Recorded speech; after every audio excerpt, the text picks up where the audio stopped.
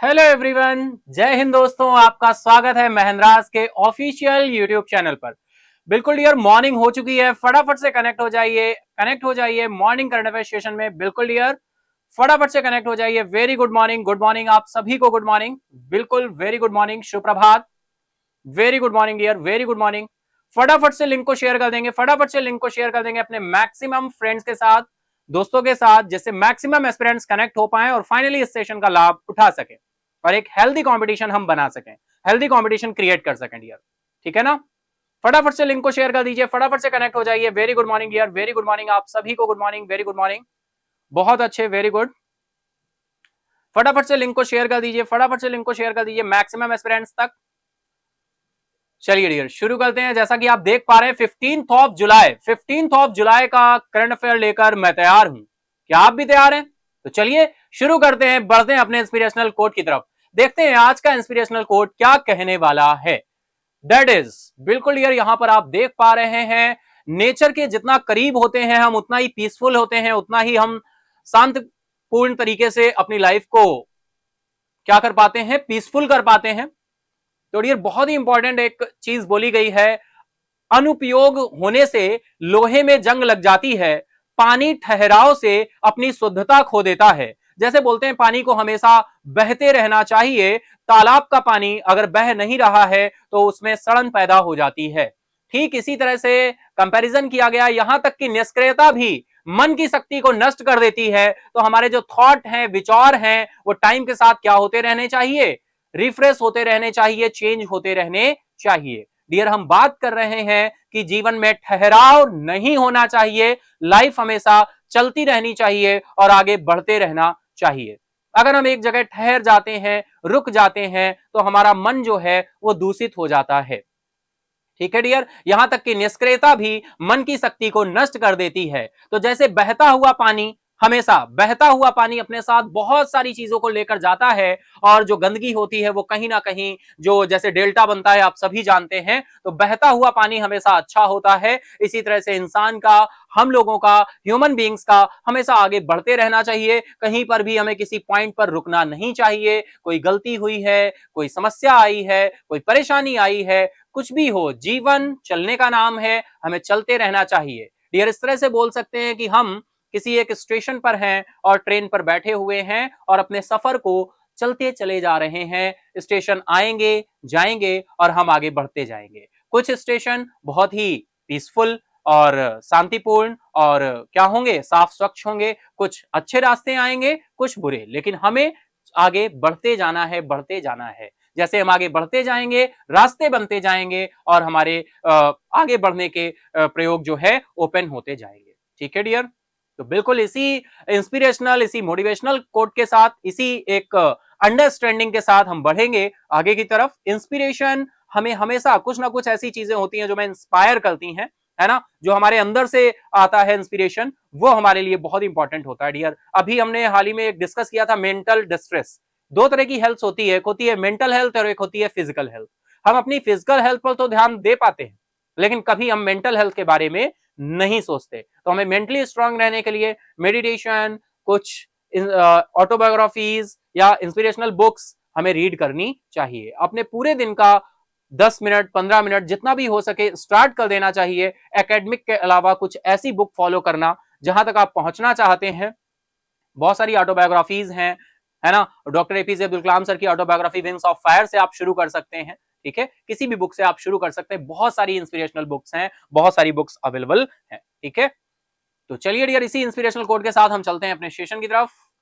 That is, first is, जो भी new wear है डियर, आप सभी का वेलकम है, आप सभी का वेलकम है। जो न्यू वियर है या पुराने वियर है डियर, जैसा कि मैं आप सभी को बताता हूं, इस सेशन में PIB, all India radio, business standard, the Hindu, Hindustan times and other sources से सिलेक्टेड न्यूज को कलेक्ट करके कंपाइल किया जाता है जो आपके एग्जाम के लिए रिलेवेंट हो। और आप एस्पिरेंट्स जब एग्जाम में पार्टिसिपेट करते हैं और वहां पर वो क्वेश्चंस मिलते हैं और आप ये चीज हम लोग हमसे शेयर करते हैं, सेशन में बताते हैं एंड अदर कहीं भी कोई भी सोर्स हो, कोई भी मीडियम हो, आप बताते हैं, तो वही चीज हमें एनर्जाइज करती है, हमें इंस्पायर करती है और अच्छा करने को। ठीक है डियर, तो चलिए इसी के साथ हम चलते हैं नेक्स्ट स्लाइड पे। डियर ये जो सेशन है, सेशन में क्या सिनेरियो रहता है, कैसे हम चीजों को डिस्कस करते हैं।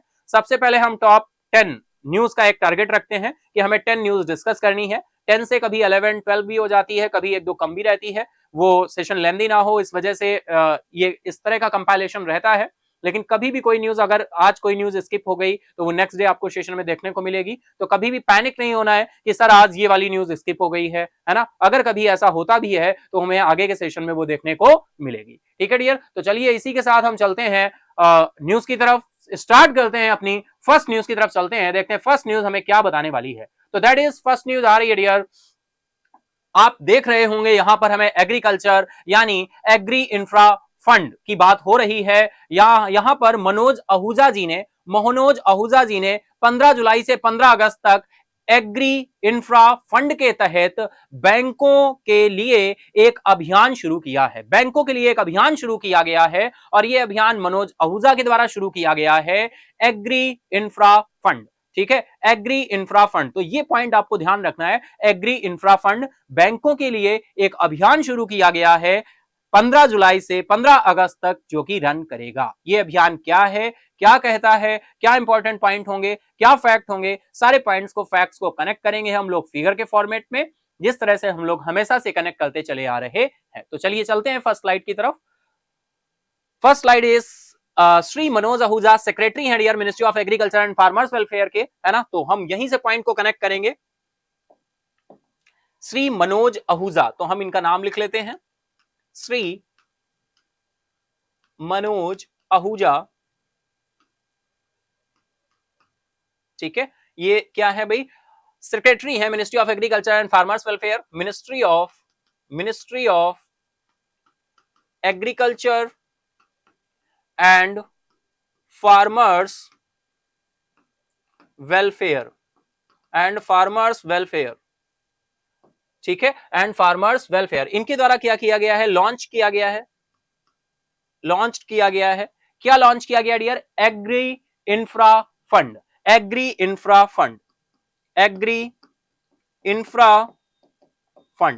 तो डायरेक्टली आपको ये बुलेट पॉइंट्स होते हैं किसी भी न्यूज के बुलेट पॉइंट्स को लेकर हम उन्हें कनेक्ट करते हैं और कनेक्ट करके पूरी की पूरी न्यूज को क्रिस्टल क्लियर करते हैं, जिससे एक भी पॉइंट ऐसा ना हो जो स्किप हो और आप बहुत ही खेल में बहुत ही आसान तरीके से आप उस न्यूज को याद रख पाते हैं लॉन्ग टाइम तक। ठीक है डियर, तो नोटबुक, कॉपी, डायरी जो भी लेकर आप बैठते हैं, फटाफट से बैठ जाइए और शुरू करिए। जो इनका भी फर्स्ट क्लास है, न्यू व्यूअर है, वो भी देख लें डियर। हम लोग इसी तरह से न्यूज को कनेक्ट करते हुए चलेंगे। तो आप अपनी कोई भी नोटबुक, कॉपी, डायरी लेकर बैठ जाइए। एक स्पेशली करंट अफेयर्स के लिए, डेली करंट अफेयर्स के लिए बना लीजिए एक कॉपी या कोई डायरी रख लीजिए और उस डायरी में डेली के डेली फैक्ट्स इस फिगर के फॉर्मेट में कनेक्ट करते जाइए। थ्योरी का पार्ट लिखेंगे तो बहुत ज्यादा लेंथी हो जाएगा, थ्योरी के पार्ट पर नहीं, बुलेट पॉइंट्स के पार्ट पर कनेक्ट करते हुए चलना है। इसी तरह से आप इसको रिवाइज करेंगे तो लॉन्ग टाइम तक आप इन चीजों को याद रख पाएंगे। ठीक है, तो Shri Manoj Ahuja ministry of agriculture and farmers welfare के सेक्रेटरी हैं, है ना, सेक्रेटरी हैं श्री सेक्रेटरी, तो सेक्रेटरी भी यहां पर मैंने लिख देना है, सेक्रेटरी हैं मनोज आहूजा जी। इनके द्वारा लॉन्च किया गया है एग्री इंफ्रा फंड, लॉन्च किया गया है। ठीक है, ये क्या है, ये डियर एक कैंपेन है, agri infra fund new campaign है। ये क्या है, कैंपेन है, एक अभियान है, कैंपेन है। ठीक है,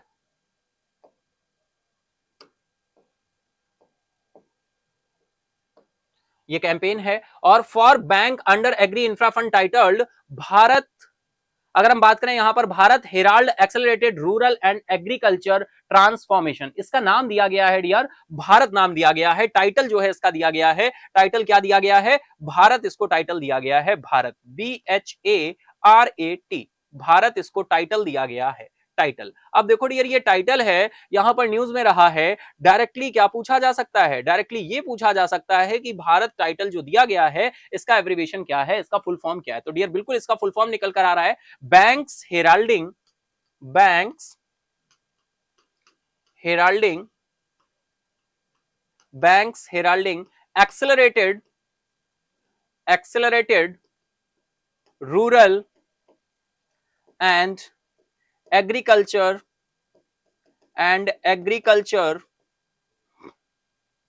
ट्रांसफॉर्मेशन ये इसका फुल फॉर्म हो जाएगा डियर, है ना। तो सेक्रेटरी जो है हमारे मनोज आहूजा जी, इनके द्वारा लॉन्च किया गया है, एग्री इंफ्रा फंड लॉन्च किया गया है। एक ये न्यू कैंपेन है, इसको टाइटल भारत का दिया गया है ना, इसको टाइटल भारत का दिया गया है। और ये 12 ऑफ जुलाई 2023 यानी 12 जुलाई को इसकी लॉन्चिंग हुई है। किस डेट पर लॉन्चिंग हुई है? 12 ऑफ जुलाई को लॉन्च किया गया है। 12 ऑफ जुलाई को लॉन्च किया गया है। डेट इंपॉर्टेंट नहीं है, बहुत ज्यादा नहीं ध्यान रखना है, लेकिन हाँ 12 ऑफ जुलाई को इसकी लॉन्चिंग हुई है। न्यू कैंपेन है for bank under agri infra fund. ठीक है, बिल्कुल same as well as slide आपका हिंदी में भी अवेलेबल है। कंटेंट कृषि एवं किसान कल्याण मंत्रालय के सचिव श्री मनोज आहूजा ने 12 जुलाई 2023 को एग्री इंफ्रा फंड के तहत बैंकों के लिए Bharat banks heralding accelerated rural and agriculture transformation नामक एक नया अभियान शुरू किया है। अब देखिए न्यूज बहुत ही सीधी सी सिंपल सी है। अभी हाल ही में एग्री इंफ्रा फंड एक न्यू कैंपेन लॉन्च किया गया है। इसकी लॉन्चिंग किसके द्वारा की गई है?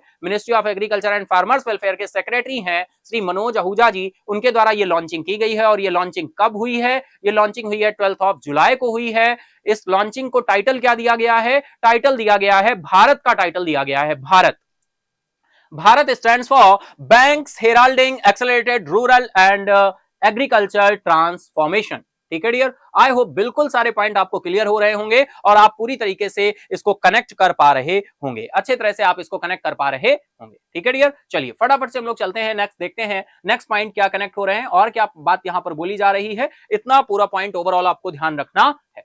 नेक्स्ट देखिए बहुत सारे पॉइंट यहां पर दिए हुए डियर, हम बिल्कुल शॉर्ट पॉइंट लेकर चलेंगे, बिल्कुल घबराइएगा नहीं।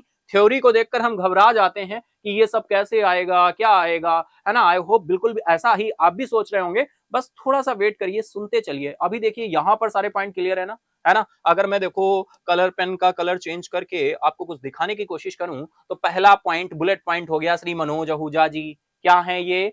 Ministry of agriculture and farmers welfare के सेक्रेटरी हैं। इन्होंने लॉन्चिंग की है, कब की है? 12 ऑफ जुलाई को की है। सेकंड पॉइंट हो गया।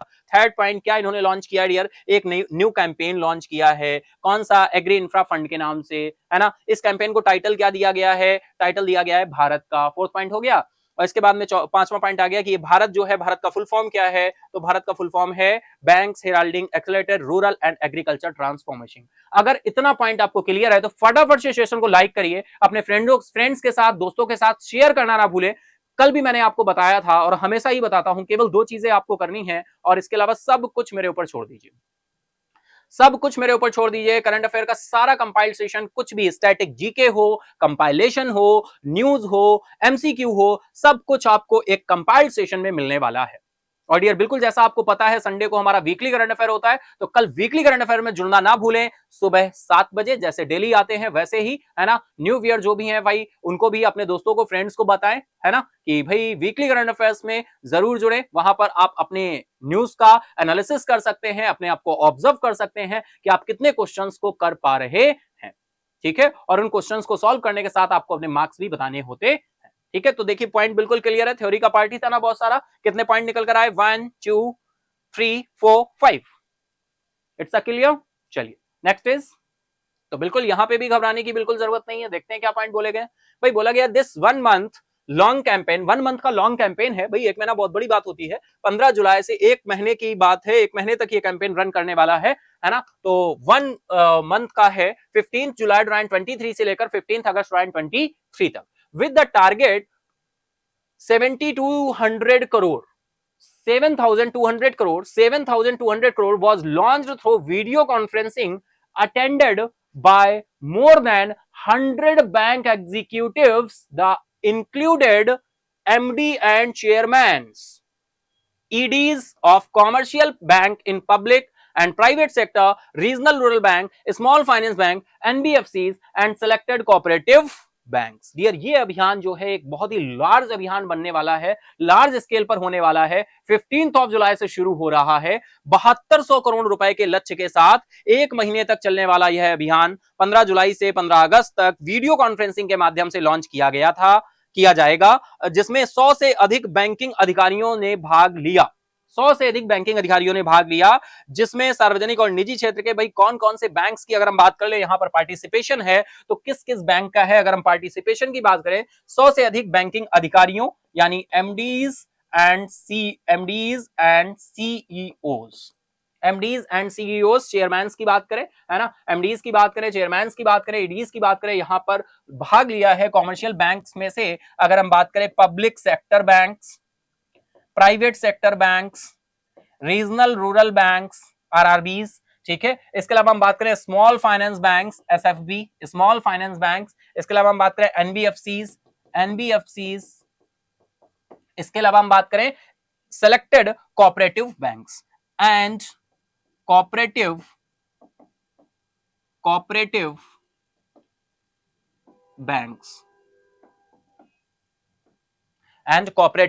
बैंक्स ठीक है डियर, इन्होंने पार्टिसिपेट किया है। और यहां पर जो टारगेट रखा गया है, ये टारगेट रखा गया है, अमाउंट ध्यान रखना है, 7,200 करोड़, 7,200 करोड़, ये आपका टारगेट है। आई होप बिल्कुल इतना आप क्लियर कर पा रहे होंगे, इतना आप बिल्कुल समझ पा रहे होंगे। और कोई बात यहां पर नहीं बोली गई है। ये कैंपेन 15 जुलाई से 15 अगस्त तक रन करने वाला है।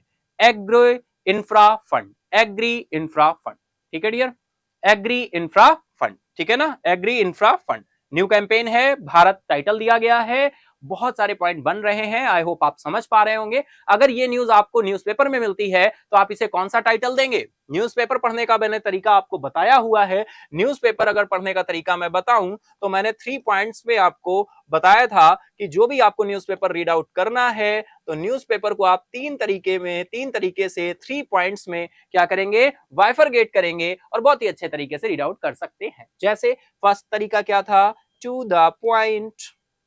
कोई भी न्यूज है अगर बहुत सारे पॉइंट मिल रहे हैं वहां से तो वो टू द पॉइंट की कैटेगरी में जाएगी।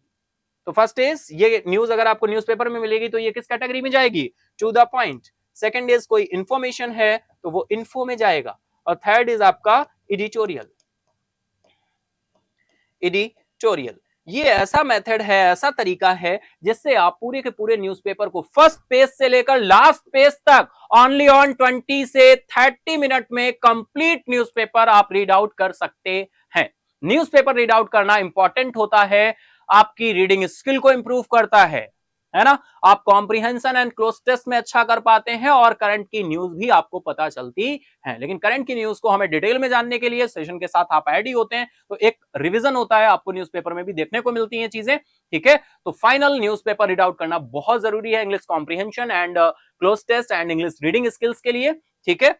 तो फाइनल 3 पॉइंट्स में आप कैटेगराइज करते हैं, to the point, info and editorial. ये एक तरीका है जिससे आप न्यूज़पेपर को बहुत ही कम टाइम में क्या कर पाते हैं, कंप्लीट कर पाते हैं, ठीक है। चलिए डियर, फटाफट से हम लोग आगे चलते हैं, बहुत ज्यादा टाइम नहीं लगाते हैं इस न्यूज पर। नेक्स्ट इज, क्या बात हो रही है और देख लेते हैं। सेक्रेटरी साहब ने क्या बोला है, ministry of MOA and ministry of agriculture and farmers welfare की बात हो रही है, शॉर्ट में लिखा हुआ है, ठीक है। Ministry of agriculture and farmers welfare congratulated the top performing banks in various categories.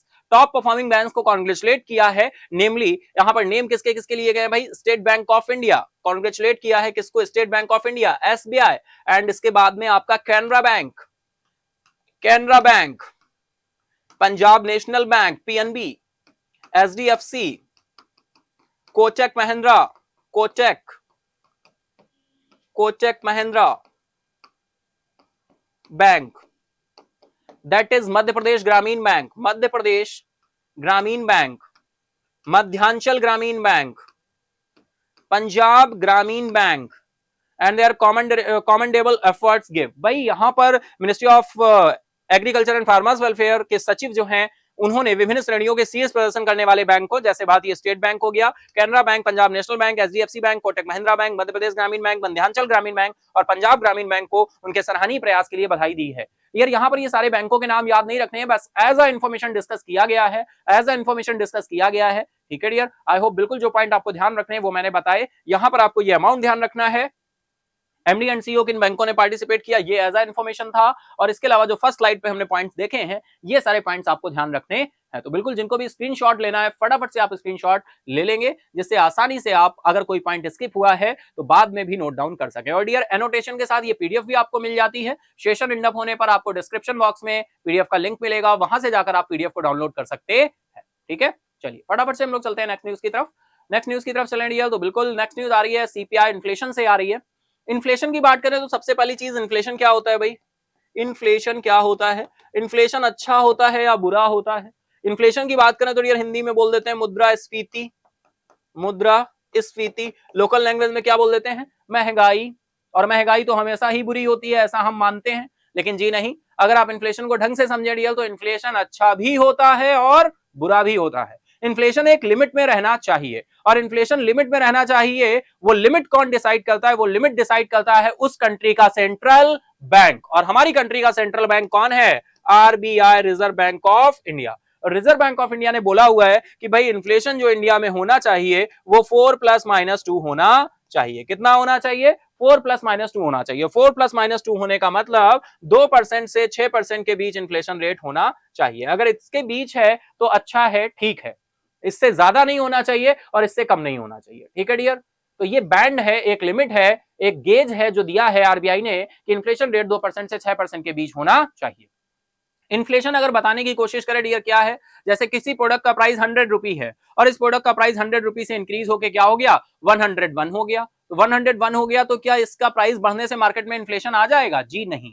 जब बहुत सारे प्रोडक्ट्स के प्राइस एक साथ ग्रेजुअली, कॉन्टिन्यूअसली, कंसिस्टेंटली, कंसिस्टेंसी के साथ क्या होते हैं, इंक्रीज होते हैं, तो इस इंक्रीमेंट को, इस इंक्रीज होने को ही हम क्या बोलते हैं, इन्फ्लेशन बोलते हैं, मुद्रास्फीति बोलते हैं, महंगाई बोलते हैं। महंगाई जरूरी है, अगर महंगाई नहीं होगी तो ग्रोथ नहीं होगा, एम्प्लॉयमेंट जनरेट नहीं होगा, डिमांड नहीं बढ़ेगी।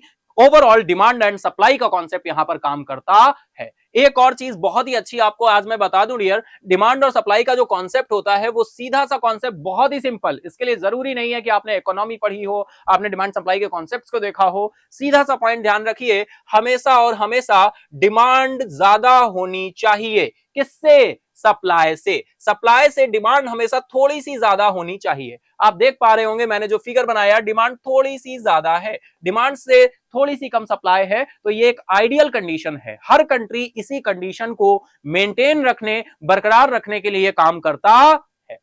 क्लियर है इतनी बात, इतनी क्लियर बात है तो फटाफट से लाइक कर दो, फटाफट से सेशन को लाइक कर दो जिन्होंने अभी तक लाइक नहीं किया है, और अपने फ्रेंड्स के साथ, दोस्तों के साथ शेयर कर दो, जिससे वो भी इस सेशन में कनेक्ट हो सकें और उनको भी यहां पर क्या बुलाकर लेकर आओ, जिससे वो भी इस सेशन का लाभ उठा सके। ठीक है डियर, तो डिमांड हमेशा थोड़ी सी ज्यादा होनी चाहिए और सप्लाई हमेशा थोड़ी सी कम होनी चाहिए। ये हर कंट्री के लिए एक आइडियल कंडीशन होती है, एक आदर्श स्थिति होती है। ठीक है, कैसी कंडीशन होती है, आइडियल स्थिति होती है, आदर्श स्थिति होती है किसी भी कंट्री की इकोनॉमी के लिए। हमें इसको मेंटेन करके चलना चाहिए। क्लियर है इतनी बात, तो हर कंट्री इसी कंडीशन को, इसी स्थिति को बनाए रखने के लिए काम करता है। ठीक है, कितनी पॉलिसीज से काम करता है वो फिर टॉपिक में जाएंगे, बहुत डिटेलिंग हो जाएगी, है ना। तो इन्फ्लेशन मुद्रास्फीति है, आरबीआई ने, हर कंट्री का सेंट्रल बैंक बताएगा 4+-2 होना चाहिए। तो इन्फ्लेशन भैया आज से जान जाओ, महंगाई अच्छी भी होती है और बुरी भी होती है, लेकिन महंगाई एक लिमिट में होनी चाहिए, बहुत ज्यादा नहीं होनी चाहिए, है ना। बहुत ज्यादा कैसे, ऐसी नहीं जैसे आज हम गए मार्केट तो हमने पूछा भैया टमाटर क्या कैसे दिए, कल 100 रुपए किलो है साहब, ठीक है। दूसरे दिन के भैया टमाटर कैसे दिए, 500 रुपए किलो है साहब।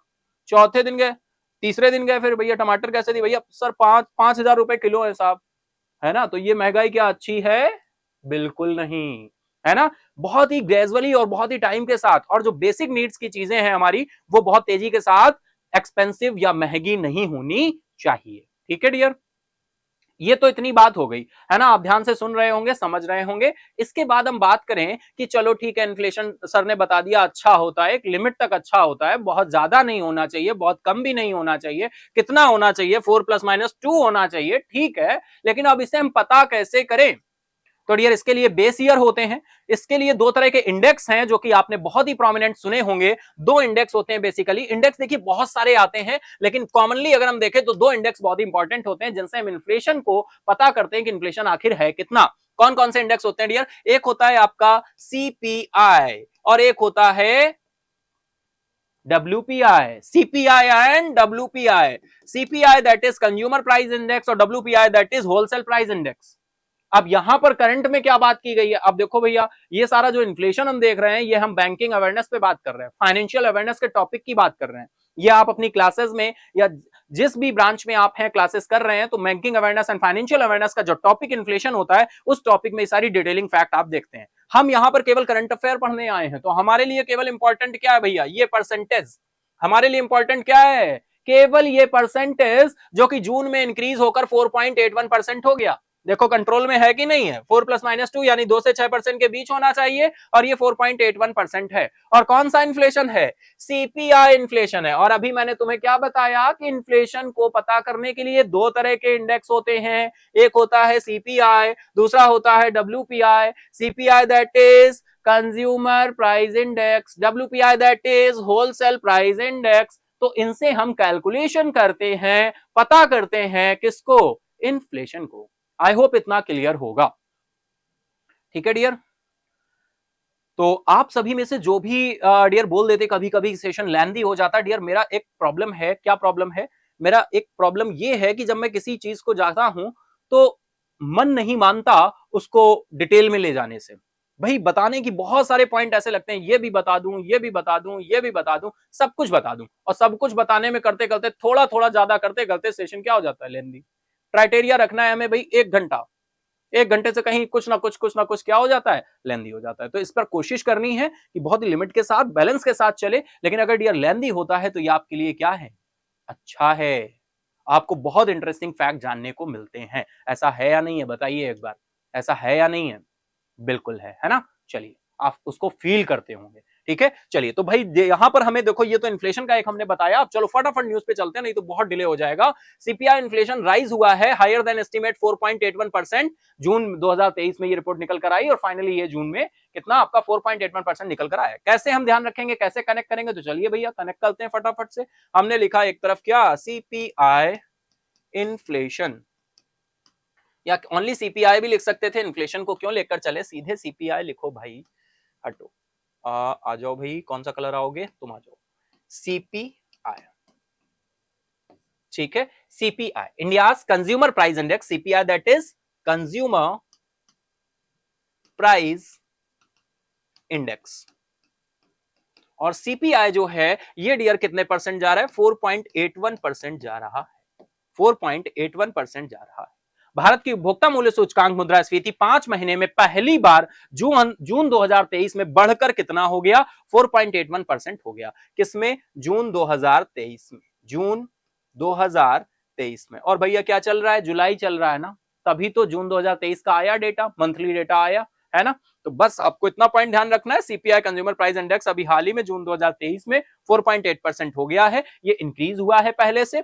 इससे पहले बात करें तो the rise inflation higher than the speeds expectations on of 4.58%, but it is still below RBI upper tolerance limit of 6%। Upper tolerance limit कितनी? 6% है, और ये 6% से कम ही है अभी, है ना। अपेक्षा थी कि ये इससे अधिक होगा, लेकिन यहां तक पहुंच जाएगा ये अपेक्षा नहीं थी। अभी भी आरबीआई की 6% की ऊपरी सहनशीलता सीमा से क्या है? नीचे है।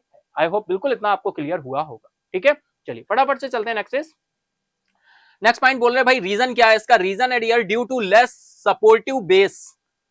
आधार और सब्जियों की कीमतों में उछाल की शुरुआत के कारण, due to less supportive base and the onset of a surge in vegetable prices. और डियर एक और चीज, अब आप बोलेंगे सर सीपीआई और डब्ल्यूपीआई क्या है? डियर ये अलग अलग तरीके से, डब्ल्यूपीआई में होलसेल प्राइस इंडेक्स होते हैं, यहां पर डियर क्या होते हैं? गुड्स एंड सर्विसेज प्रोडक्ट्स को रखते हैं हम। कितने प्रोडक्ट्स हैं प्रेजेंट टाइम? 697 प्रोडक्ट्स हैं। इन प्रोडक्ट्स में क्या क्या चेंजेस हुए वो चेंजेस देखते हुए हम डब्ल्यूपीआई को निकालते हैं, होलसेल प्राइस इंडेक्स को निकालते हैं। डब्ल्यूपीआई जो इन्फ्लेशन रेट होता है, इंडेक्स होता है, ये गल्फ कंट्रीज इस पर फोकस करते हैं। और सीपीआई पर कौन फोकस करता है? इंडिया फोकस करता है। डियर सीपीआई की अगर हम बात कर ले, बात हो ही रही है तो बिल्कुल, सीपीआई 4 इकोनॉमिक ग्रुप्स में डिवाइड किया गया है। CPI UNME, urban non manual employ, CPI UNME, CPI AL, AL that is agricultural labor, CPI RL that is rural labor, CPI IW that is industrial worker, CPI IW that is industrial worker. तो इनको 4 economic groups में क्या किया गया है,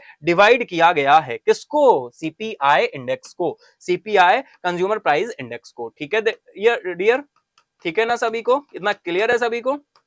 तो चलिए इसी के साथ चलते हैं नेक्स्ट बात करें तो consumer food price inflation surge to 4.49%। अब देखो यहां पर अलग अलग इन्फ्लेशन, सीपीआई में अलग अलग सेक्टर्स में निकल कर आता है।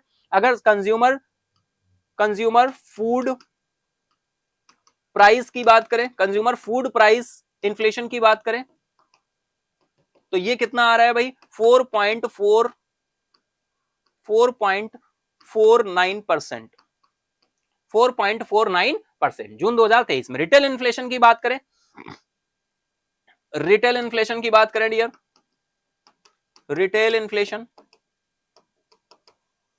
ठीक है, रिटेल इन्फ्लेशन की बात करें इन द ये भी किसमें, फूड एंड बीवरेज बास्केट्स में, फूड एंड बीवरेज बास्केट में। तो डियर ये कितना निकल कर आएगा, ये आपका 4.63% आ रहा है। तो ये दोनों परसेंटेज भी आपको थोड़ा सा ध्यान रखने, और मेनली जो परसेंटेज अभी हमने देखा इससे पहले 4.81%, ये भी आपको ध्यान रखना। क्लियर है इतनी बात? चलिए बिल्कुल, आई होप क्रिस्टल क्लियर होगी आपकी ये न्यूज। फटाफट से हम लोग चलते हैं नेक्स्ट न्यूज आ रही है बिल्कुल डियर, ये अपॉइंटमेंट से न्यूज निकल कर आ रही है।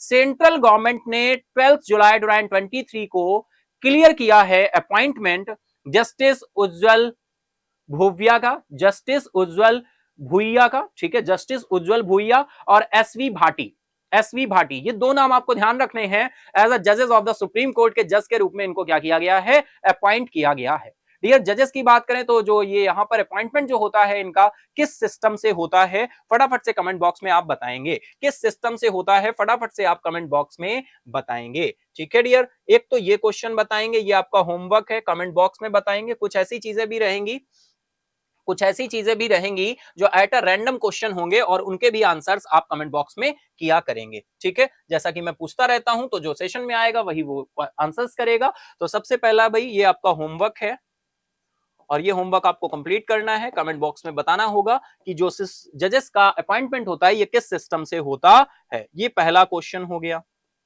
Question number 1। इसी न्यूज से क्वेश्चन नंबर 2 है कि एनजेएसी का फुल फॉर्म क्या है और एनजेएसी क्या है, एनजेएसी। ठीक है, ये दो क्वेश्चन आपके हो गए। पहला, जजेस का जो अपॉइंटमेंट है ये किस सिस्टम से होता है, जजेस appointed in which system, which system. भाई शॉर्ट में करेंगे है ना, समझ तो रहे ही हो, अब पूरा क्वेश्चन थोड़ी बनाने लग जाएंगे, है ना। मेरी बस बात को समझो, भावना को समझो, बातों में क्या रखा है ना। बिल्कुल हम लोग बोल देते हैं जनरली। तो ये दो क्वेश्चन आपके होमवर्क के लिए है, ठीक है। चलिए तो फटाफट से देखते हैं भाई। नेक्स्ट इज आगे चले हम लोग, तो बोल रहे हैं the central government Wednesday 12 July 2023 clear the appointment justice Ujjwal Bhuyan and SV Bhati जी, ये इनको अपॉइंट किया गया ministry of state and law and justice.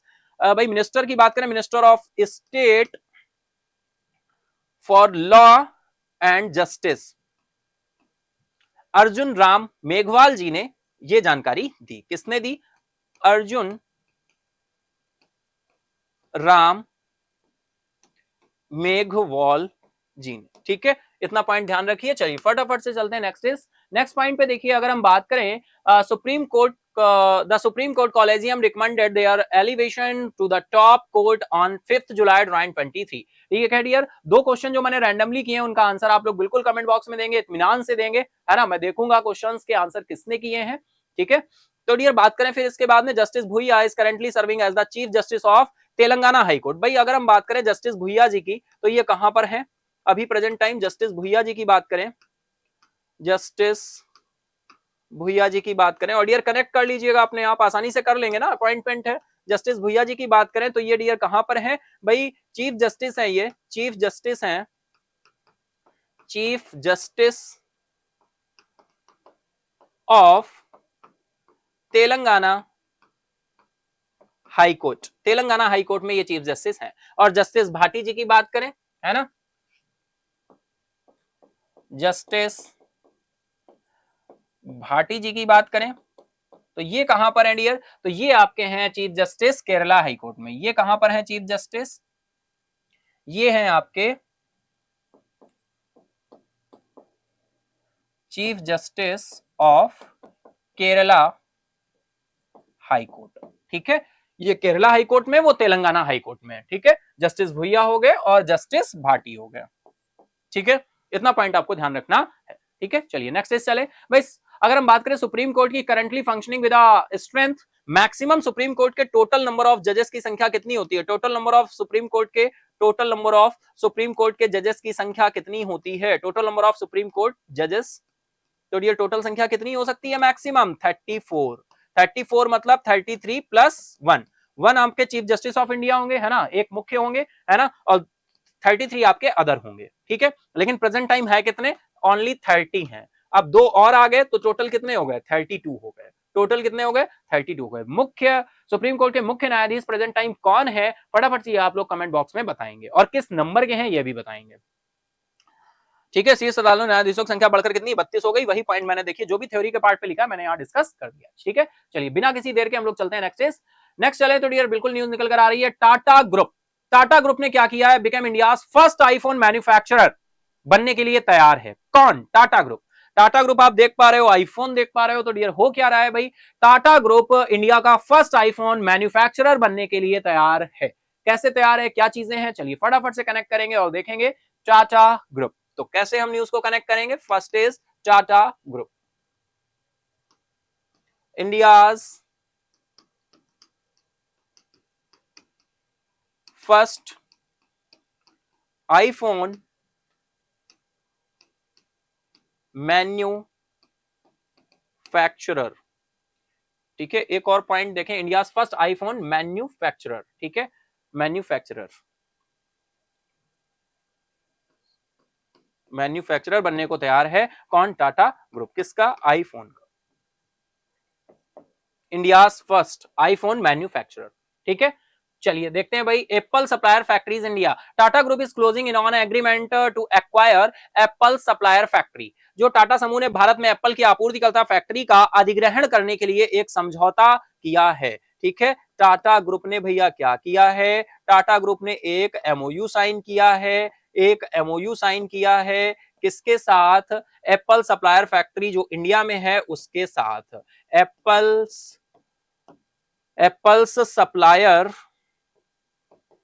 Apples supplier factory in India, उसके साथ एक एमओयू साइन किया है। उसके साथ एक एमओयू साइन किया है। ठीक है dear, the factory could be acquired by August, and once closed this will be the first time a local company will start assembling iPhone। यानी assembling iPhone की assembling करना टाटा ग्रुप शुरू करने वाला है। एमओयू साइन हो ही चुका है, आप समझ ही पा रहे हो, है ना।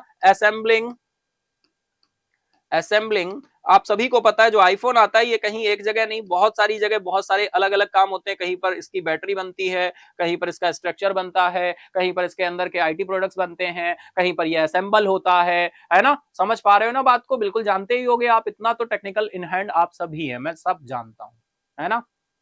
तो टाटा ग्रुप इंडिया का फर्स्ट आईफोन मैन्युफैक्चरर बनने वाला है। टाटा ग्रुप ने एमओयू साइन किया है एप्पल सप्लायर फैक्ट्रीज के साथ, जो कि इंडिया में करता है, असेंबल करने का काम करेगा, है ना। फैक्ट्री के अधिग्रहण अगस्त तक कर लिया जाएगा, अगस्त तक डेट दी गई है, और इसके बाद होने के बाद यह पहली बार होगा जब कोई स्थानीय कंपनी, जब कोई लोकल कंपनी आईफोन को असेंबल करना शुरू करेगी। ये अपनी आप में एक बहुत ही बढ़िया कदम माना जा रहा है। ठीक है, चलिए फटाफट से चलते हैं नेक्स्ट पॉइंट बात करें। तो क्या बात कर रहे हैं? Tata group is looking take over a western corporation. अगर हम बात करें, वेस्टर्न कॉर्पोरेशन की एक फैक्ट्री का अधिग्रहण करना चाहता है टाटा ग्रुप। भाई किसका अधिग्रहण करना चाहता है? वेस्टर्न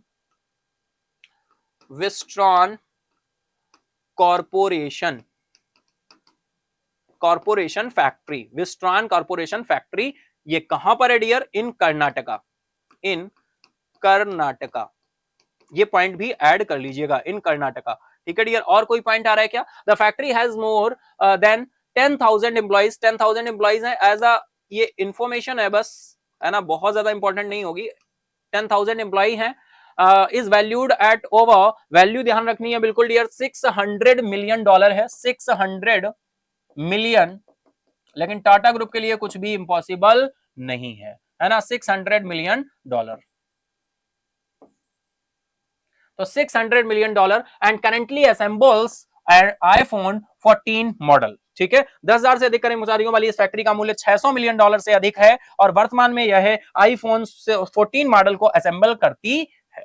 ठीक है, विस्ट्रॉन कॉर्पोरेशन फैक्ट्री, नाम ध्यान रखेंगे, कर्नाटका में है। ठीक है डियर, और $600 मिलियन इसका जो है टोटल वैल्यू है प्रेजेंट टाइम, है ना। फैक्ट्री का जो मूल्य है वो $600 मिलियन से अधिक है। ठीक है डियर, आई होप बिल्कुल इतना पॉइंट आपको क्लियर होगा। टाटा ग्रुप की बात हो रही है, ये लोकल लेवल की सबसे पहली कंपनी हो जाएगी। ठीक है, चलिए फटाफट से चलते हैं नेक्स्ट इज। नेक्स्ट हम बात करें, देखिए कुछ और पॉइंट्स यहां पर एज इन्फॉर्मेशन आ रहा है। Wistron group corporation has committed to shipping $1.8 billion worth of iPhone by the fiscal year ending March 2024 and triple the workforce of the factory by next year। भाई विस्ट्रॉन जो है 2024 को समाप्त होने वाली वित्तीय वर्ष तक इन्होंने बात की है 1.8 बिलियन $1.8 बिलियन के मूल्य के आईफोन की शिपिंग करने और अगले वर्ष तक कारखाने के कार्यबल में 3 गुना की करने की प्रतिबद्धता जताई है। भाई 3 टाइम्स करने की प्रतिबद्धता जताई है। ठीक है, तो ये एज इन्फॉर्मेशन है। आई होप बिल्कुल इतना पॉइंट क्लियर हो रहा। चलिए इसी के साथ हम लोग चलते हैं नेक्स्ट इज। भाई बात करें यहां पर कुछ और पॉइंट बोल रहे हैं, क्या बोल रहे हैं, the production of iPhone by an Indian brand could motivate other global companies to consider manufacturing in India in order to reduce their reliance on China। Reliance on China, sorry Reliance है भाई, Reliance company नहीं है, रिलायंस है। किसी भारतीय brand द्वारा iPhone का उत्पादन अन्य वैश्विक कंपनियों को चीन पर अपनी निर्भरता कम करने के लिए, ये भारत का जो कदम है ये टाटा ग्रुप का, इससे चीन पर जो निर्भरता है वो कम करने के लिए भारत में विनिर्माण पर विचार करने के लिए प्रेरित कर सकता है। जैसा मैंने पहले ही बोला, ये मोटिवेट करेगा अदर मैन्युफैक्चरर्स को। ठीक है, चलिए फटाफट चलते हैं नेक्स्ट। नेक्स्ट न्यूज आ रही है, बिल्कुल भी डियर बात कर रहे हैं यूनाइटेड स्टेट्स की। US world most powerful military है। संयुक्त राज्य अमेरिका के पास दुनिया की सबसे शक्तिशाली सेना है, ऐसा कुछ रिपोर्ट्स में बोला गया है। तो चलिए देखते हैं रिपोर्ट्स में क्या बात हो रही है ना। बात हो रही है किसकी, यूनाइटेड स्टेट्स की world most powerful military. United states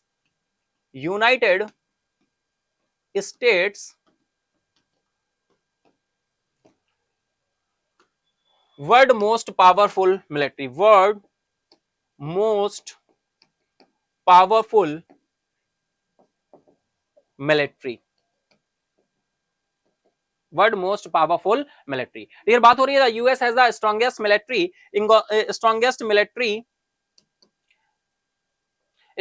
military force in the world with Russia and China and third and India, है ना। अगर हम बात करें with Russia and China second and third, यानी अगर हम बात करें डियर रशिया की, तो रशिया आपका सेकंड पोजीशन पे आता है, चाइना की तो चाइना आपका थर्ड पोजीशन पे आता है, और अपना इंडिया, अपना भारत आता है फोर्थ पोजीशन पे। अपना इंडिया आता है फोर्थ पोजीशन पे और फर्स्ट पे यूएस है। ठीक है, अकॉर्डिंग टू किसके according to global fire power, according to global fire power. ठीक है, तो ये बात आपको ध्यान रखनी है। Data website that track global defence related information, global defence related information है एज है ना। डायरेक्टली क्वेश्चन बन सकता है कि अभी बताइए हाल ही में एक रिपोर्ट आई थी, किसकी रिपोर्ट आई थी, ग्लोबल फायर पावर की रिपोर्ट आई। सेकंड हो गया रशिया, थर्ड हो गया चाइना, इंडिया आपका फोर्थ प्लेस पर है, यूनाइटेड स्टेट्स फर्स्ट प्लेस पर है। ठीक है, चलिए देखते हैं कुछ और points. The 2023 military strength list, which is also included the nations the weakest military force in the world, which includes Bhutan and Iceland। अगर हम weakest की बात करें तो weakest में डियर भूटान एंड आइसलैंड आता है, assessed over 60 factors। 60 फैक्टर्स को यहां पर ध्यान रखा जाता है। 60 फैक्टर्स होते हैं जिसके अकॉर्डिंग ये डिसाइड किया जाता है। 60 फैक्टर्स होते हैं, तो अगर हम सबसे आपका वीकेस्ट माने तो वीकेस्ट में भूटान एंड आइसलैंड होता है, भूटान एंड आइसलैंड। ठीक है, यानी बॉटम से टॉप करने में है आपका भूटान और फिर है आइसलैंड। ठीक है, चलिए next is the top 4 nations remain as they were in the 2022 में जो लिस्ट आई थी ग्लोबल फायर पावर लिस्ट, शेष 4 देश वैसे ही बने रहेंगे, यानी जैसे पहले ग्लोबल फायर पावर की लिस्ट जो आई थी वो जैसे पहले आई थी, सेम एज वेल एज 2022 की जैसे थी, एज वेल एज वैसी ही है, एज वेल एज सेम है। ठीक है, same over here. Next is however the UK moved up हाँ यूके मूव हुआ है। टॉप जो फोर्थ नेशन है वो सेम एज वेल एज वैसे ही है। ब्रिटेन पिछले साल 8वें स्थान पर था। ब्रिटेन की बात करें, ब्रिटेन की बात करें डियर, तो ये 8th प्लेस पर था और ये 8th प्लेस से किस प्लेस पर आ गया है, ठीक है, ये 5th प्लेस पर आ गया है, 5th प्लेस पर आ गया है। और दक्षिण कोरिया की बात करें यानी साउथ कोरिया की बात कर ले, तो साउथ कोरिया जो था, ठीक है, साउथ कोरिया पिछले साल की तरह 6ठे स्थान पर ही बना हुआ है, यानी ये 6th प्लेस पर ही था और 6th प्लेस पर ही है, तो फिर बस कोई चेंजेस नहीं, ठीक है। चलिए नेक्स्ट इज पाकिस्तान की बात करें, 7वें स्थान पर शीर्ष 10 में प्रवेश करता है। और जापान, पाकिस्तान जो है 7वें प्लेस पर आया, 7th प्लेस पर, पड़ोसी देश से पता होना चाहिए डियर, 7th प्लेस पर है। इसके साथ ही हम बात करें पाकिस्तान और जापान और फ्रांस पिछले साल 5वें और 7वें स्थान पर थे, इस साल 8वें और 9वें स्थान पर है। जापान जो है और फ्रांस, जापान पहले किस प्लेस पर था, जापान और फ्रांस 5वें और 7वें स्थान पर थे, ये 5th पे थे, ये 7th पे थे, ये 5th से पहुंच गए हैं डियर 8th नंबर पे, और ये 7th से पहुंच गए हैं 9th नंबर पे, ठीक है। चलिए इसी के साथ चलते हैं नेक्स्ट न्यूज की तरफ। नेक्स्ट न्यूज आ रही है भाई, India welcomes in its first regional AI news anchor. Regional AI news anchor है, first is Lisa.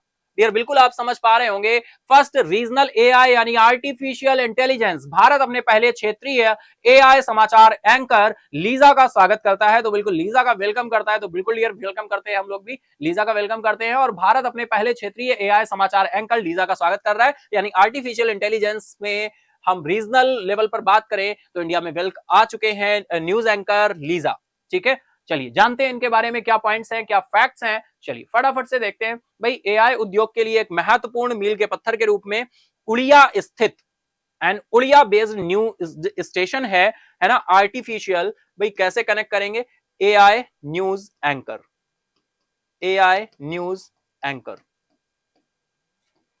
Lisa, AI news anchor Lisa. In a significant milestone for the AI industry, Odisha TV,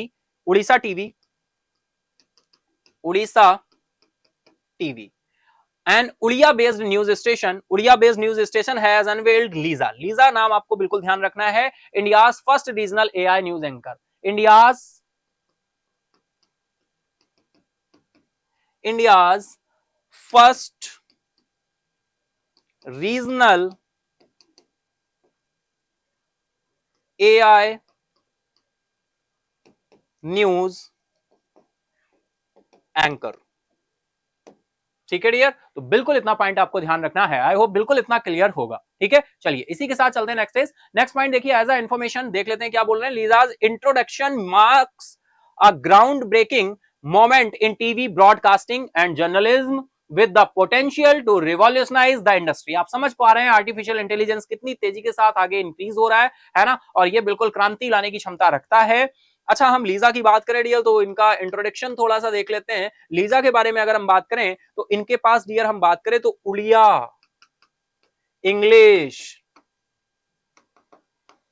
इसके अलावा other languages का भी इनको क्या है, बोलने की उल्लेखनीय क्षमता है, एंड अदर लैंग्वेजेस में स्पीक करने की इनके पास क्षमता है, Odia, English and other languages में, ठीक है।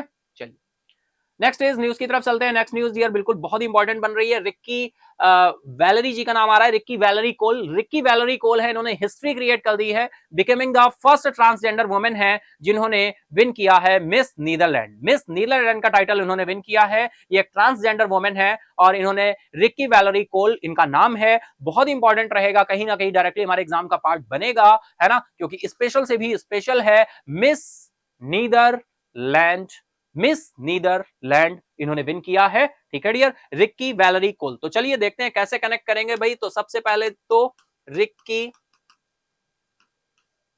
वैलरी कोल, या फिर कोल ही लिख लेते हैं केवल, रिक्की वैलरी कोल, है ना। It is the first transgender women, first transgender women इन्होंने विन किया है miss universe, miss universe Netherland, miss universe, ओहो मिस यूनिवर्स नीदरलैंड। ठीक है, ये टाइटल इन्होंने विन किया है, तो बिल्कुल हमें ये पॉइंट ध्यान रखना है, इस तरह से आप इसको ध्यान रख सकते हैं। इसके बाद में बोल रहे हैं नथाली मोगबेलज़दा को प्रथम उपविजेता, यानी ये सेकंड नंबर पर ये रहे हैं, सेकंड नंबर पर आपके ये रहे हैं नथाली मोगबेलज़दा, ये सेकंड प्लेस पर रही हैं, सेकंड प्लेस पर रही हैं, was named first runner up, है ना, एंड वाइल हबीबा मुस्तफा देखो सेकंड प्लेस पर कौन रही, मैं यहां पर क्लियरली नेम मेंशन कर देता हूं, नथाली मोगबेलज़दा, और थर्ड प्लेस पर आपकी कौन है, थर्ड प्लेस पर है आपकी हबीबा मुस्तफा। ठीक है, हबीबा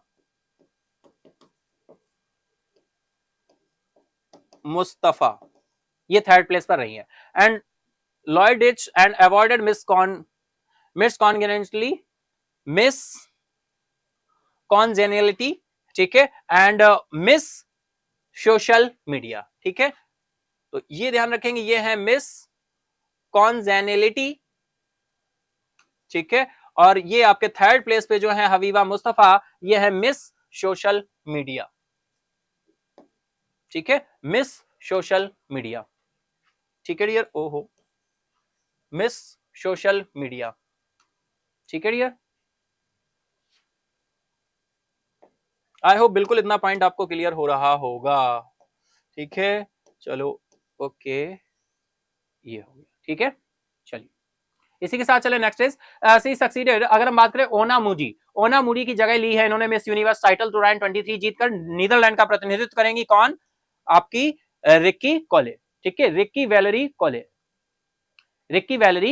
ठीक है डियर, चलिए आई होप बिल्कुल इतनी न्यूज क्लियर होगी आपको। इसी के साथ चलते हैं नेक्स्ट न्यूज की तरफ। नेक्स्ट न्यूज डियर ऑबिचुरी से आ रही है, वेटरन ऑथर है मिलेन कुंद्रा, इनका नाम ध्यान रखना है, मिलेन कुंद्रा जी का ये वेटरन ऑथर रहे हैं और इनका हाल ही में निधन हो गया। चेक रिपब्लिक से ये बिलोंग करते हैं, चेक राइटर है ये, पास्ड अवे एट 94, है ना, इनका नाम केवल ध्यान रखना है। ऑबिचुरी से जो भी न्यूज आती है डायरेक्टली हमें उनका नाम ध्यान रखना होता है, मिलेन कुंद्रा। ठीक है, तो इनका नाम कैसे कनेक्ट करोगे भाई, मिलेन कुंद्रा, ये क्या है भाई, ये चेक रिपब्लिक से बिलोंग करते हैं, वन सेकेंड इज, हाँ, चेक रिपब्लिक से बिलोंग करते हैं, राइटर हैं, चेक रिपब्लिक राइटर हैं, और इनका हाल ही में क्या हो गया, निधन हो गया dear, passed away. Directly obituary से न्यूज पूछी आती है, बताइए किस फील्ड से बिलोंग करते हैं, किस कंट्री से बिलोंग करते हैं, यही आपके पॉइंट्स बनते हैं। ठीक है डियर, तो बस इतना ही ध्यान रखना है। नेक्स्ट इज इनकी कुछ कृतियों के नाम बोध कर रहे हैं, the joke, the book of laughter and forgetting. ठीक है, पुरस्कार जेरूसलम पुरस्कार इन्होंने विन किया है, यूरोपियन साहित्य के लिए ऑस्ट्रेलियाई राज्य पुरस्कार मिला है, विलेनिका अंतरराष्ट्रीय साहित्य महोत्सव मिला है, हडर पुरस्कार मिला है, ये कुछ पुरस्कारों के नाम दिए गए हैं, आप इनको भी ध्यान रख सकते हैं।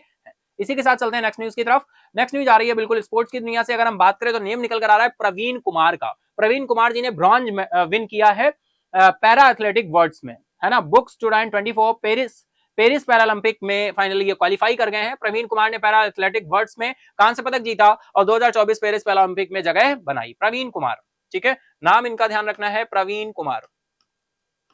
प्रवीण कुमार जी ने कांस्य पदक, ब्रॉन्ज मेडल विन किया है, ब्रॉन्ज मेडल विन किया है, और ये ब्रॉन्ज मेडल विन करने के साथ ही पैरालंपिक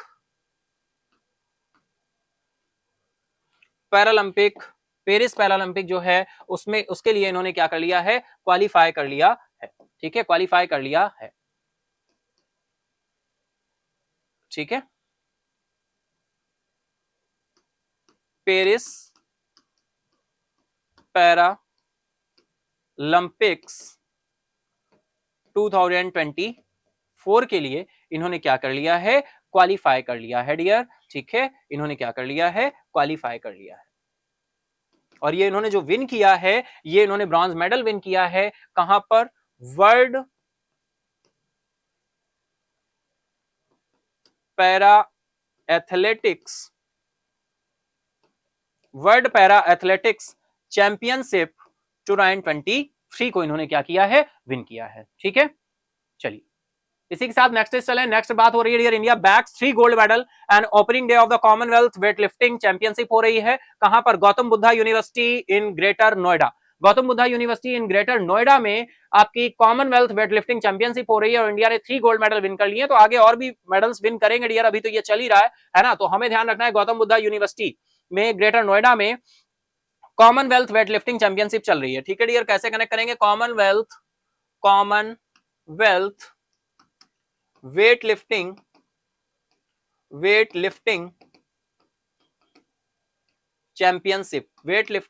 चैंपियनशिप, ये कहां पर चल रही है? चैंपियनशिप कहां पर चल रही है? Gautam Buddha university greater Noida. Gautam Buddha university greater Noida में चल रही है। ठीक है डियर, ग्रेटर नोएडा में ये आपकी चल रही है। इंडिया ने फाइनली 3 गोल्ड मेडल्स क्या कर लिए हैं? विन कर लिए हैं अब तक। ठीक है, 3 गोल्ड मेडल्स क्या कर लिए हैं? विन कर लिए हैं। ठीक है, इतना पॉइंट आपको ध्यान रखना है। चलिए कुछ और पॉइंट्स देखते हैं। कॉमनवेल्थ वेट लिफ्टिंग चैंपियनशिप कहां पर चल रही है? ग्रेटर नोएडा में चल रही है, गौतम बुद्धा इंटरनेशनल में। यहां पर नाम भी देखिए निकल कर आ रहे हैं, ज्योत्सना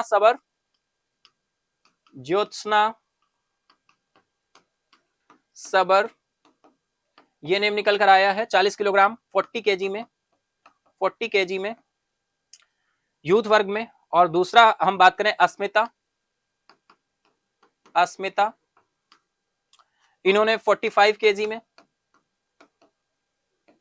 इसके बाद जूनियर वर्ग में, ये जूनियर वर्ग में है, जूनियर कैटेगरी, ये यूथ कैटेगरी में है। और इसके बाद कोमल कोहर, इसके बाद नेम है कोमल कोहर, इन्होंने डियर 45 केजी ये भी हैं और ये सीनियर कैटेगरी में है, ये सीनियर कैटेगरी में है। और इन तीनों ने ही क्या विन किया है? गोल्ड मेडल विन किया है, गोल्ड मेडल विन किया है। ठीक है डियर,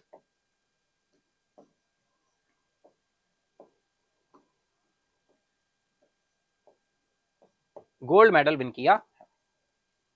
ठीक है, चलिए इसी के साथ ही नेक्स्ट चले। नेक्स्ट देखिए कुछ पॉइंट बता रहे हैं। यह टूर्नामेंट प्रतिष्ठित AWF एशियन जूनियर और यूथ वेट लिफ्टिंग चैंपियनशिप के लिए टेस्ट रन के रूप में भी काम करेगा। भारत दूसरी बार टूर्नामेंट की मेजबानी कर रहा है। 2015 में पुणे में इसका सफल आयोजन किया जा चुका है, सेकंड टाइम इसकी मेजबानी कर रहा है। इंडिया किस टाइम कर रहा है? सेकंड टाइम इंडिया इसकी मेजबानी कर रहा है। सेकंड टाइम इंडिया इसको क्या कर रहा है? ऑर्गेनाइज कर रहा है, होस्ट कर रहा है। सेकंड टाइम इंडिया होस्ट कर रहा है। फर्स्ट टाइम 2015 में होस्ट किया था और ये तब कहां हुआ था? पुणे में हुआ था। ठीक है, पुणे में फर्स्ट टाइम। ठीक है डियर, एडिशनल पॉइंट है, इतना पॉइंट ध्यान रखेंगे। चलिए इसी के साथ चलते हैं नेक्स्ट हम बात करें तो डियर ये था हमारा न्यूज का पार्ट। आई होप आपने न्यूज के पार्ट्स को एंजॉय किया होगा बहुत ही अच्छे तरीके से। अब हम चलते हैं फटाफट से स्टैटिक की तरफ। स्टैटिक क्या? कंपाइल्ड फैक्ट है ना। कंपाइल्ड फैक्ट में डियर हमने कल आरबीआई की पेनाल्टीज की बात की थी, अब हम सेबी की पेनाल्टीज की बात कर लेते हैं। सेबी ने कहा किसके किसके ऊपर पेनाल्टीज लगाई हुई है। अगर हम बात करें, कार्विया ग्रुप पर पेनाल्टी लगाई है 1.9 करोड़ की, है ना। PNB finance and industrial limited पर लगाई है 36 करोड़ की पेनाल्टी, है ना। वेदांता लिमिटेड पर लगाई है 30 लाख की पेनाल्टी। एंजल ब्रोकिंग पे लगाई है 10 लाख की पेनाल्टी। सीसीएल पे लगाई है 11 करोड़ की पेनाल्टी। और डियर बात करें 10 entries for non genuine trades पर टोटल 550 लाख और 50 लाख ईच की पेनाल्टी लगाई हुई है यहां पर। ठीक है, 10 एंटिटीज हैं तो भैया 50 लाख हो गया और 50 लाख में 10 का मल्टीप्लाई करोगे तो कितना आएगा? इतना ही तो आएगा ना, 50 इंटू 50, हाँ नहीं इतना नहीं, फिर 500 हो जाएगा ना। हाँ तो 5 टोटल पेनाल्टी ये है और 10 एंट्रीज पर लगी है नॉन जेन्युइन ट्रेड्स पर। ठीक है, नॉन जेन्युइन ट्रेड्स पर। तो इसे भी की पेनाल्टीज कुछ है, इंपॉर्टेंट है, आपको ध्यान रखनी है। ठीक है, चलिए नेक्स्ट इज चलें तो नेशनल ग्रीन ट्रिब्यूनल। भाई बात हो रही है एनजीटी की, और एनजीटी में अभी हाल ही में कुछ हुआ था, बताइए अपॉइंटमेंट हुआ था, किसका हुआ था? कमेंट बॉक्स में फटाफट से बताएंगे। एनजीटी ने जो पेनाल्टी लगाई है केरला गवर्नमेंट पे लगाई है, 10 करोड़ की पेनाल्टी लगाई है केरला गवर्नमेंट पे, failure for protect Ramsar sites. Ramsar sites को प्रोटेक्ट ना करने के मामले में 10 करोड़ की पेनाल्टी केरला गवर्नमेंट पे लगी है, केरला स्टेट गवर्नमेंट पे। बिहार पे कितनी लगी है? 4000 crore for improper waste management. Improper waste management के कारण 4000 करोड़ की पेनाल्टी लगी है बिहार पर। ठीक है डियर, आई होप फाइनली आप देख पा रहे होंगे ये एनजीटी की पेनाल्टीज है। चलिए इसी के साथ हम लोग चलते हैं फटाफट से अपने क्वेश्चन आंसर्स की तरफ, देखते हैं आज के हमारे क्वेश्चन आंसर्स क्या कहने वाले हैं। फर्स्ट क्वेश्चन हमारा क्या कहता है हम लोग देखेंगे। स्कोर इंपॉर्टेंट नहीं है, लर्निंग इंपॉर्टेंट है। अपने मार्क्स काउंट करते चलिएगा कि आपके कितने मार्क्स आप गेन किए आज। तो चलिए बिल्कुल आज हमारा वीक का लास्ट डे है, सैटरडे है, और कल के मॉर्निंग वीकली करंट अफेयर्स के सेशन में जुड़ना बिल्कुल ना भूलें, अपने फ्रेंड्स और दोस्तों को भी लेकर आए। ठीक है डियर, चलिए तो चलते हैं फर्स्ट क्वेश्चन की तरफ। फर्स्ट क्वेश्चन आपका क्या कहता है, which day is observed as world Malala day. अभी हाल ही में हम लोगों ने डिस्कस किया था विश्व मलाला दिवस किस दिन मनाया जाता है। टाइम स्टार्ट नाउ, फटाफट से आप लोग आंसर करेंगे। 12 of July, 12 August, 12 September, 12 October.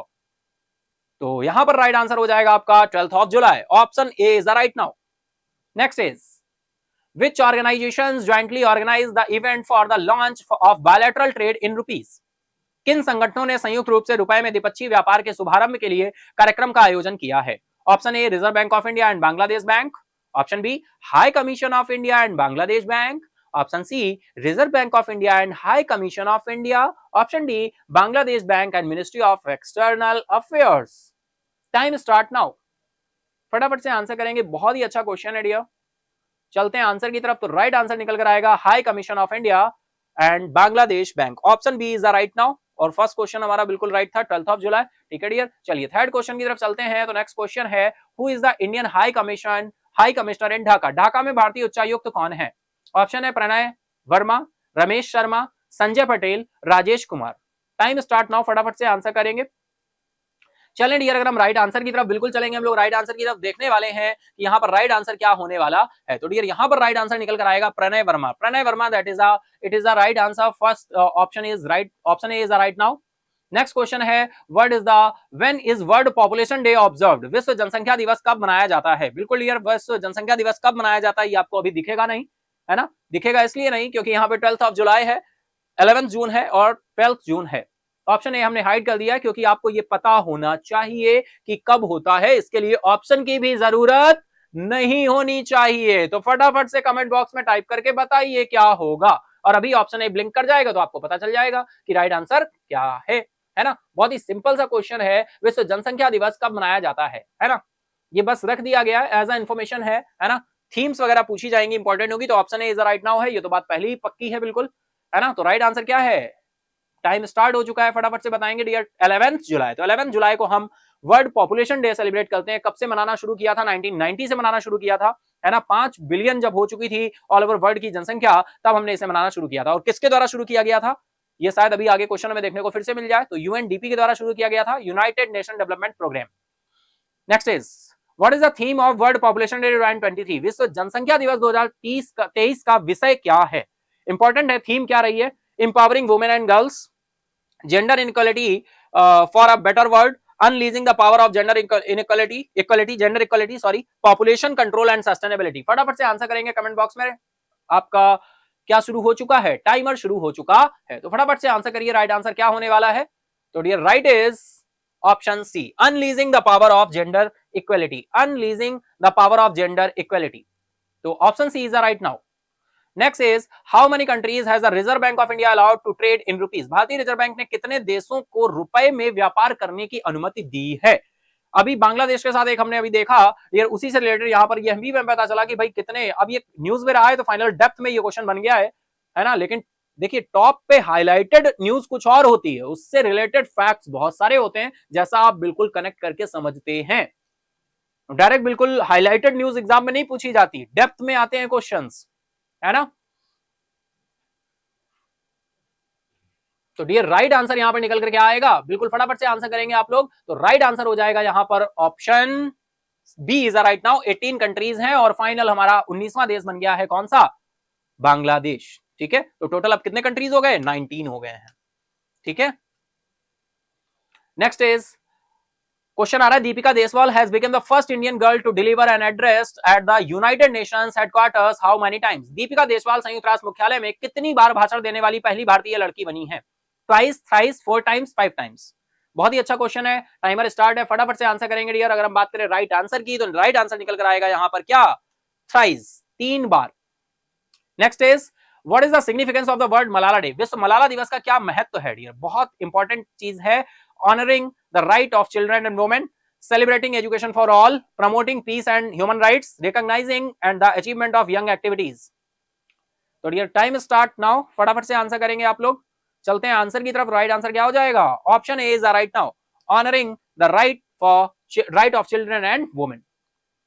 Next is for what topic was Deepika Deswal invited to deliver a speech at the United Nations। Deepika Deswal को संयुक्त राष्ट्र में भाषण देने के लिए किस विषय पर आमंत्रित किया गया था।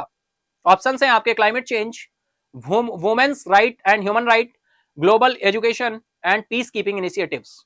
टाइम स्टार्ट नाउ, फटाफट से आंसर करेंगे डियर। राइट आंसर क्या होने वाला है देखेंगे। तो यहां पर राइट आंसर निकल कर आएगा, that is women's right and human rights, women's right and human right. Option B is the right now. Next is who has been appointed as the India's policy head by Google. Google द्वारा भारत का नीति प्रमुख किसे नियुक्त किया गया है? अर्चना गुलाटी, श्रीनिवास रेड्डी या फिर रवि शर्मा या फिर दीपा सिंह। तो बहुत ही अच्छा क्वेश्चन है। टाइम स्टार्ट नाउ, फटाफट से आंसर करेंगे डियर। तो यहां पर राइट आंसर निकल कर आएगा आपका Srinivas Reddy. Option B is the right now. तो डियर इसके साथ ही हम लोग चलते हैं कल के क्विज क्वेश्चन की तरफ। और क्विज क्वेश्चन का आंसर क्या होने वाला है बिल्कुल देख लेते हैं। तो डियर क्विज क्वेश्चन का आंसर है हमारा option A, answer A, Gernot Dollner. Explanation यहाँ पे दिया हुआ है। सेशन एंड अप होने के बाद पीडीएफ का लिंक मिल जाएगा डिस्क्रिप्शन बॉक्स में, वहां से जाकर आप पीडीएफ को डाउनलोड करके एक्सप्लेनेशन को आसानी से देख सकते हैं कि एक्सप्लेनेशन में क्या दिया है। पूरी की पूरी पीडीएफ एनोटेशन के साथ आपको मिल जाएगी। ठीक है डियर, चलिए इसी के साथ हम लोग चलते हैं। बिल्कुल ये क्वेश्चन था हम लोगों का, राइट आंसर ऑप्शन ए हो जाएगा, है ना। देखते हैं विनर की तरफ चलते हैं डियर। आप सभी विनर हैं, आप सभी शेर हैं, शेरनियां हैं। ठीक है, आप सभी शेर और शेरनी है, बिल्कुल, है ना। कोई भी काम करना है, डरना नहीं, है ना, डरना नहीं, केवल करना है और करके दिखाना है। ठीक है, चलिए विनर को डियर हम रिकॉग्नाइज करते हैं। आप सभी विनर हैं, लेकिन रिकॉग्निशन आज का किसे मिला है चलिए देखते हैं। फर्स्ट रिकॉग्निशन जो मिला है, हमारे फर्स्ट विनर हैं वो सुरभि सिन्हा और प्रणय नायडू हैं। बिल्कुल कॉन्टिन्यू रहते हैं, ये इसके हकदार हैं, बिल्कुल हकदार हैं सुरभि सिन्हा और प्रणय नायडू। बिल्कुल आज फर्स्ट विनर है डियर। हमेशा बहुत बार फर्स्ट विनर रह चुके हैं डियर। बहुत अच्छे तरीके से उन्होंने टाइम के साथ आंसर दिया। कॉन्ग्रेट्स डियर, बहुत अच्छे, वेरी गुड, वेल डन। तो क्लैपिंग हो जाए एक बार, है ना, सुरभि सिन्हा और प्रणय नायडू के लिए। आप किसी के लिए क्लैपिंग करेंगे, आपके लिए कोई करेगा। ठीक है, तो बिल्कुल आप घर में जहां पर भी यहाँ क्लैपिंग करें। इससे क्या होगा भाई, क्लैपिंग एक एक्सरसाइज भी होती है, इससे एनर्जी पॉजिटिविटी आती है। ठीक है, तो बिल्कुल Surabhi Sinha and Pranay Naidu, well done. चलिए चलते हैं सेकंड विनर की तरफ। सेकंड विनर में डियर नेम आ रहा है बिल्कुल स्नेहा पाई जी का नेम आ रहा है डियर। ये बिल्कुल न्यू वियर है जहां तक मैं देखूं, है ना। 3-4 दिन से फाइनली सेशन में कंटिन्यू है और फिर ये आंसर भी कर रही हैं और आज की हमारी सेकंड विनर है। कॉन्ग्रेट्स, बहुत अच्छे, वेल डन स्नेहा पाए। नेक्स्ट इज हम चलते हैं थर्ड विनर की तरफ। थर्ड विनर में डियर 2 पार्टिसिपेंट्स निकल कर आ रहे हैं, श्यामोलिमा फुकन एंड सरिता मौर्य। सरिता मौर्य भी बिल्कुल न्यू नेम है। श्यामोलिमा फुकन की बात करें तो बिल्कुल कनेक्ट रहती हैं, राइट आंसर करती हैं। आज के हमारे थर्ड विनर है श्यामोलिमा फुकन और सरिता मौर्य। कॉन्ग्रेट्स, बहुत अच्छे, well done, clapping. Next is हम चलते हैं वॉलंटियर की तरफ। आज के हमारे वॉलंटियर हैं 3 पार्टिसिपेंट्स है जो आज के हमारे वॉलंटियर हैं। 3 पार्टिसिपेंट्स में नेम आ रहा है सुप्रीति पांजा का, सुप्रीति पांजा, सरोज अग्रवाल, ये नया नेम है सरोज अग्रवाल, सुप्रीति पांजा, सरोज अग्रवाल और यूजर ओएक्स के नाम से हैं डियर। कॉन्ग्रेट्स, बहुत अच्छे, इन्होंने भी राइट आंसर किया है और बहुत ही टाइम के साथ किया है, इस वजह से ये 4th वॉलंटियर में कंसीडर किए गए हैं। कॉन्ग्रेट्स डियर आप सभी को। चलिए अब हम चलते हैं आज के क्विज क्वेश्चन की तरफ। तो क्या आप रेडी है क्विज क्वेश्चन के लिए? तो आई होप बिल्कुल आप रेडी होंगे। हम लोग चलते हैं फटाफट से क्विज क्वेश्चन की तरफ, देखते हैं आज का क्विज क्वेश्चन क्या कहने वाला है। और डियर ये जो क्विज क्वेश्चन होगा इसका आंसर आपको सेशन एंड अप होने पर मेन कमेंट बॉक्स में राइट स्पेलिंग के साथ करना है। जो राइट स्पेलिंग के साथ सबसे पहले आंसर करेगा वो हमारा फर्स्ट विनर होगा। That is second, that is third, that is volunteer. ठीक है, चलिए चलते हैं अपने क्विज क्वेश्चन की तरफ, देखते हैं आज का क्विज क्वेश्चन क्या होने वाला है। तो ये रहा आज का quiz question. Which Indian has received the elephant family environment award? Elephant family environment award किसे मिला है? ऑप्शन ए कार्तिकी गॉन्सलेव्स, रहमाना खान, मनप्रीत कौर या फिर रॉबर्ट विंस्टर। तो सेशन एंड अप होने का इंतजार करिए, राइट स्पेलिंग के साथ मेन कमेंट बॉक्स में टाइप करिए और हमारे फर्स्ट विनर बनिए सेशन के। ठीक है डियर, तो आज के लिए हम लोग इतना ही रखेंगे। आई होप आपने सेशन को एंजॉय किया होगा। अगर आपने सेशन को एंजॉय किया है तो फटाफट से लाइक कर दें, अपने दोस्तों के साथ, फ्रेंड के साथ शेयर करना ना भूलें। और अगर अभी तक महंद्राज ऑफिशियल यूट्यूब चैनल को सब्सक्राइब नहीं किया है तो सब्सक्राइब कर दें। और अगर ये प्रयास आपको अच्छा लगता है डियर तो बिल्कुल 2 ही चीजें मैंने आपसे बोली हैं। क्या? एक ये कि जब आप एग्जाम देने जाएं और एग्जाम में आप कैसा फील करते हैं, ये सेशन आपके लिए हेल्पफुल है या नहीं, वो अपनी बात शेयर कर सकते हैं आप किसी भी जरिए से। ठीक है, क्लास में एंड अदर बहुत सारे मीडिया में आप उसको शेयर कर सकते हैं। और दूसरी चीज है कि सेशन को अधिक से अधिक लोगों तक शेयर करें, उनको सेशन में ऐड करें और उनको अपने दोस्त को, फ्रेंड्स को भी कनेक्ट करने की कोशिश करें। ठीक है dear, thank you everyone, good bye and take care and have a nice day.